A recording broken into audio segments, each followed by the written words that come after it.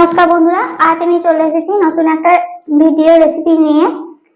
আমি মুগ ডাল দিয়ে এবং ধনেপাতা কুচি দিয়ে আমি একটা সন্ধ্যাবেলাকার স্ন্যাক্স বানাবো। চায়ের সঙ্গে এবং সসের সঙ্গে খেতে খুব সুন্দর লাগবে গরম গরম। আমি মুগ ডালটা প্রথমে ভিজিয়ে রেখেছিলাম 1 ঘন্টা আগে, এবার আমি পেস্ট করে রেখে দিয়েছি একটি বাটির মধ্যে।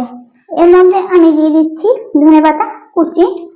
এটা ভালো করে আমি জল দিয়ে ধুয়ে রেখে দিয়েছিলাম মুগ ডালের মধ্যে, এটা আমি দিয়ে দিলাম। একটা পেঁয়াজকে কুচি করে রেখেছিলাম, এর মধ্যে এটাও পেঁয়াজ কুচিটা দিয়ে দিচ্ছি। একটু রসুন কুচি এবং একটু আদা কুচি। এর মধ্যে দিয়ে দেব আরো হলুদ গুঁড়ো, লঙ্কা গুঁড়ো এবং মশলা গুঁড়ো। এর মধ্যে আবার দিচ্ছি লঙ্কা গুঁড়ো, জিরে গুঁড়ো, অল্প পরিমাণে ধনে গুঁড়ো,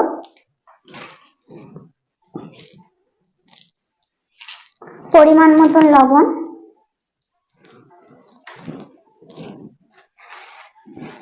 এবং পরিমাণ মতন হলুদ। এটাকে এবার আমি ভালো করে মেখে নেব।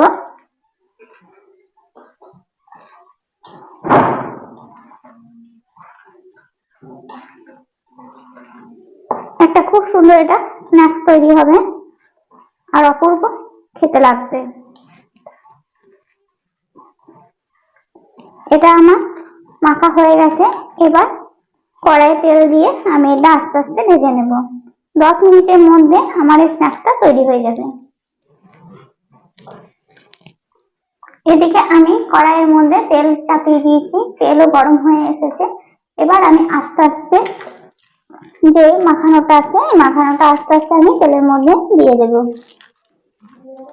এক এক করে তেলের মধ্যে দিয়ে দিচ্ছি। এটা আপনারা চাইলে গোল করেও দিতে পারেন এবং ছাতা করেও দিতে পারেন, 4টা করে।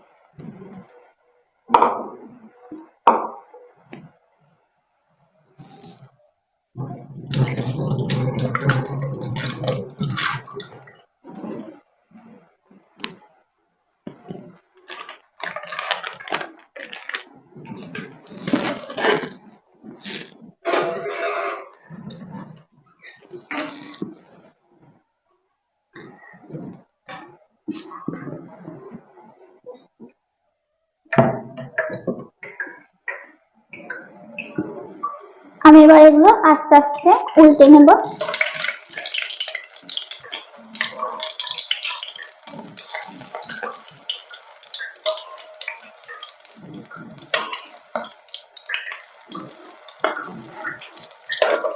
আপনারা হয়তো ধনেপাতা দিয়ে, বেসন দিয়ে আশা করি পকোড়া খেয়েছেন, কিন্তু এই মুগ ডালের রেসিপিটা বানিয়ে দেখবেন, আশা করি খেতে খুব সুন্দর টেস্টি লাগবে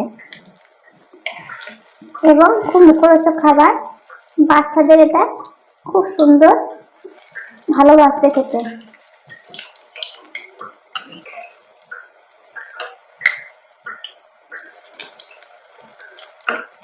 এমনি করে এইগুলোকে একটু চেপে চেপে দিতে হবে যেন ভেতরে কাঁচা না থাকে।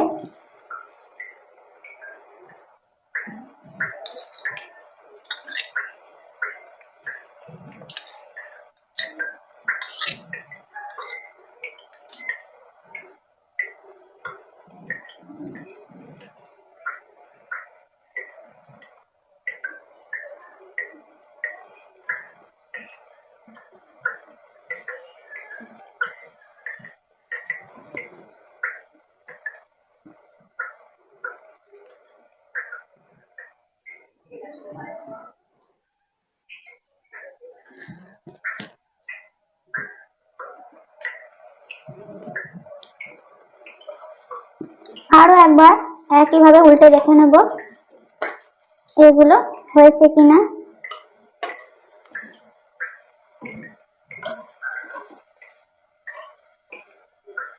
প্রায় এগুলো মনে হচ্ছে যেন হয়ে এসেছে।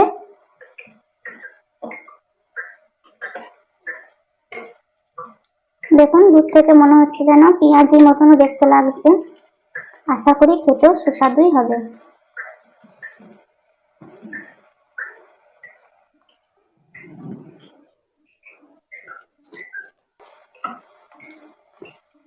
এগুলো না আমি এবার তুলে নিচ্ছি এক এক করে।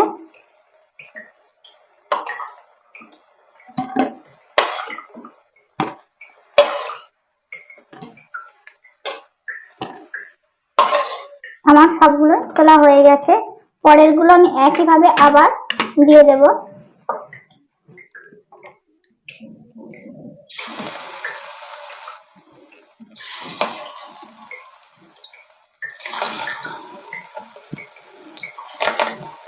কম সময়ের মধ্যে টেস্টি একটা পকোড়া বানানো হয়ে গেল।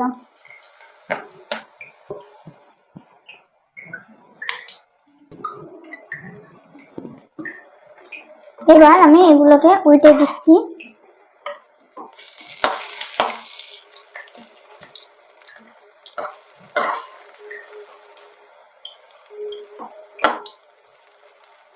এবং এগুলো ভালো করে আমি চেপে চেপে দিচ্ছি যেন ভেতরে কাঁচা না থাকে।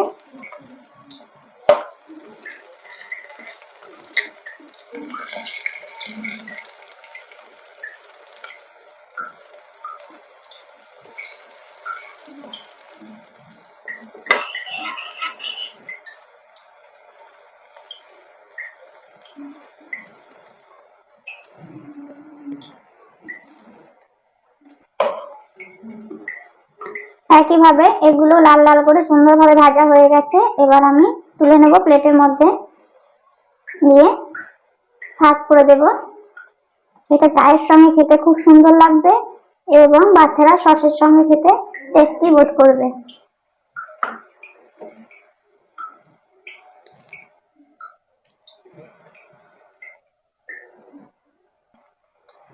আজকের মতন এখানে ভিডিওটা শেষ। আপনারা আমার এই চ্যানেলটাকে ফলো করুন এবং দেখুন। যারা এখনো পর্যন্ত আমার নতুন নতুন বন্ধুরা এসেছেন তারা এখনো সাবস্ক্রাইব করেনি, তারা অতি অবশ্যই সাবস্ক্রাইব করে দেবেন। আমাদের কাছে আমার এটা অনুরোধ রইল। এবং আপনাদের বন্ধু বান্ধবীদের মধ্যে শেয়ার করতে ভুলবেন না এবং আমাকে কমেন্ট করে জানান আমার এই নতুন নতুন রেসিপিগুলো আপনাদের কেমন লাগছে।